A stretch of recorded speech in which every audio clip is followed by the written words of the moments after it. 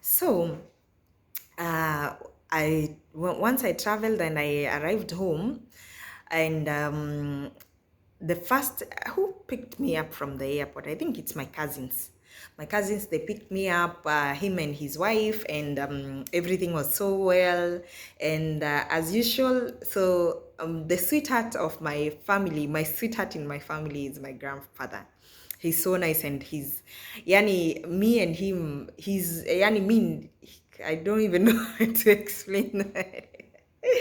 I don't know how to explain my relationship with him, but I love him so much. He's such a darling, and he's just heavenly sent. Yani he's an amazing person.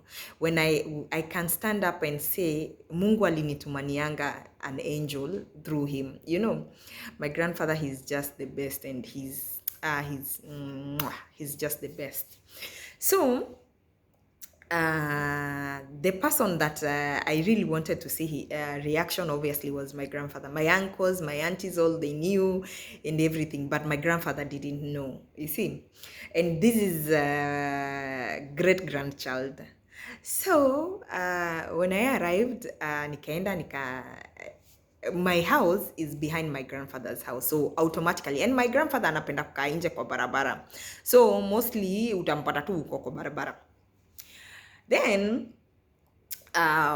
when I arrived, nikafika, and then nikatoka kwa gari. I think I didn't even remove my bags or anything. I think it's my auntie who came for me and my friend. How come I forgot?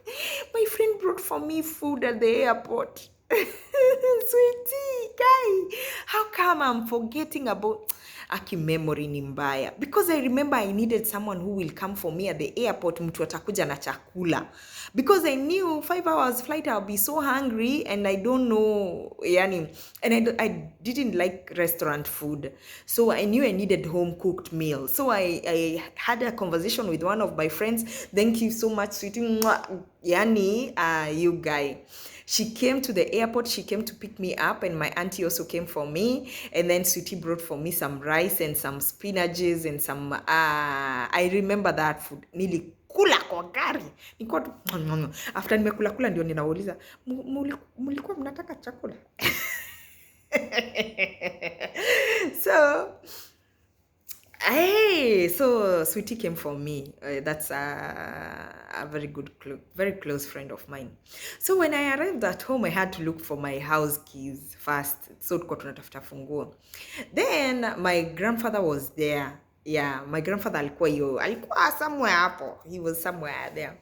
So I remember I went and said hi to him, and then because nilikuwa nimenona, I was so big, I had gained like 20 kgs on top of what I had initially. But then I think I was weighing around 70 something kgs. So my grandfather was like, hakuwa ananirecognize kwanza in the beginning, kwa sababu hata sikunona, hata nilikuwa nimefura. So nimefura, niko mweusi, nakaa shagla bagla aish. So niko tu hapo, and then my grandfather is like, when he recognized, he's like, he was shocked. And then I told him, Babu, nimekuja na kamutu. And I was so much excited. I was so much excited to tell my family, like, this is how I look. I need to introduce myself with this kayango one. I was so much excited. Then my grandfather was so surprised. And you know how he was?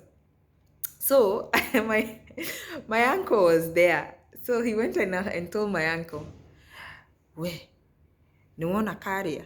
This is Kikuyu. Niwona kaka? Niwakona? Okay. Umeona venye kanakaa? Akasema, ukachukua ukapeleka kwa mama yake. She has to have a conversation with the mom so that the mom will know that there's a grandchild who is coming, so that we can be prepared. And immediately he started, muanze kutafuta hospitali, you need to start organizing yourself, because now we have a visitor who is coming. So muanze kujipanga, mujipange, mutafuta hospitali, mujue Kenyatta ni hospitali mzuri sana. I was there, and by then he was sick prior. So I was there, and watoto wengine wamezaliwa Kenyatta, so hata ako kaende, he refers me as ka because I'm very small. So he was like, hata ako kaende huko, hata wengine si wamezalia huko, pia ako kaende huko. So he started harakishaing people at home. Mmeona kuna mgeni anakuja, so you need to be organized. Then that was my uncle. So my uncle was harakishwad. Then after now, he went and started now telling mama wa mtaa, babu yangu ni mdaku. Simuone hapo. So he was so much excited and he went and told some other women there, umeona kawanjiko kamekuja. Kanatoshana hivi. You know, it was so funny, and then he was just excited, and then he came and he will ask me, nyumba yako iko sawa, kila kitu iko sawa? Iko sawa. Umejipanga? Nimejipanga.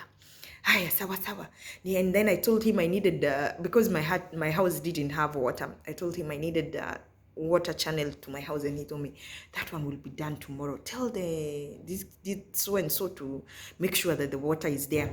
And then akashughulikia nini, the water is there. You know, like everything alikuwa nafuatililia kila kitu.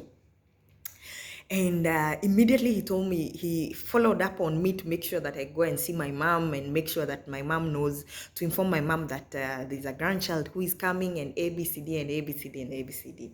So that's how amazing it was. And so he kept on checking up on me, and then he would there was other dramas of the name, and we had to decide even prior where the name will be, yani mtoto ataitwa nani according to Kikuyu traditions and everything. And also if it is a baby girl or a baby boy. But I knew I knew I was having a girl, so by then I had decided I'm going to name my boyfriend's mom.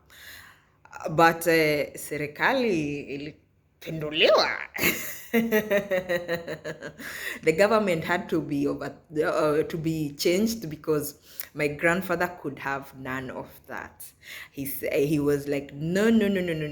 If it is a girl, she's going to be named like this. That is going to be my mother. Blah blah blah.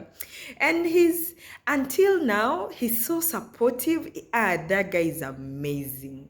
Let me tell you, I want to talk about that man. That man, he's so much amazing. He's heavenly sent. You know, even when I gave birth, he would ask the nanny that I had. He would ask her, hapa sioni nguo warm. I can't see any warm clothes for that baby. Can you go and tell Wanjiko to stop keeping my mother like that? She needs to find warm clothes for this baby. Mama yangu hafai kukaa na baridi. And he will follow up, you know. Lakini tuliharakishwa, my friend, tuliharakishwa. Tuliharakishwa sana, but it was an amazing journey.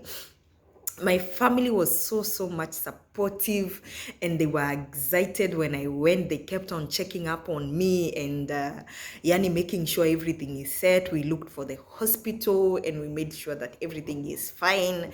And my family was supportive, and they were so excited, and we were all excited because there was, by the way, that year, just to brief it, in my family we had 3 babies who were born in that year. Unajua, my auntie was having a baby. Her baby and my baby, they are 3 months apart. And then my other auntie also was having a baby. I think her baby and my baby are 2 months apart. So in that year alone, my grandfather had 2 grandchildren and 1 great-grandchild. So, and they were all girls. So you can imagine, if I didn't get pregnant that year, ningeita Mungu mkutano. Watoto wawili wazaliwa kwa familia. I think that's also why God decided, and let me give you a child this year. Because I know if you don't get pregnant this year, you will question me so much. Because every year in my family, there has to be a baby. Yani kila mwaka, hata this year my brother has my brother's wife got a baby. So tuko na katoto. Yani kila mwaka kwa familia yetu kunakuwa na katoto. So that year, it has never happened in history of our family before. I can't trace it back. But that year, it was a blessing in my family because 3 beautiful baby girls were born in that family, and it was such an honor, it was such a blessing. And my grandfather was so supportive, and let me tell you, he was so supportive. And when you mnafikiriangati what overreact, I think also when it comes to that age thing, at that age he couldn't overreact or anything, and he was so appreciative, and he was so much excited, amekucha ameniletea mgeni, because also this grandchild of yours is getting older. Akulete wajukuu wa vitukuu kwanza. Until today, let me tell you, yani my grandfather is so old right now, and he has health issues, but he has been so supportive. Anatuanga tu pesa, anasema thiei mukagurire siru kanini guo. He's amazing. He's amazing. That guy. Aki, may God keep him long enough. May God bless him so much. May he give me wisdom on how to repay him and make him happy. May he give me wisdom on how, to guide me on so many things when it comes to that guy's life. Because that guy, he's in my heart, kabisa. So my whole story today, I just wanted to say this. First of all, yes, you can travel while you're pregnant. Secondly, God never fails to send you someone who will support you throughout your journey, and who will embrace, and who will be so much excited about what you're about to deliver. And babies are a blessing, and they are a blessing to any family, to each and every family. Na kweli mtoto ukuja na sahani yake, but let me tell you, babies are blessings, and babies, they bring happiness in each and every family that you'll ever see. And no matter how much your parents might be so strict, but the moment they see that baby, the moment they see that child, iyo hasira na iyo strictness yao inaishanga, and they learn to embrace and to accept that you're bringing a new generation in that family. So that's it for today. So see you on Tuesday, when I will be posting about my delivery journey. Adios.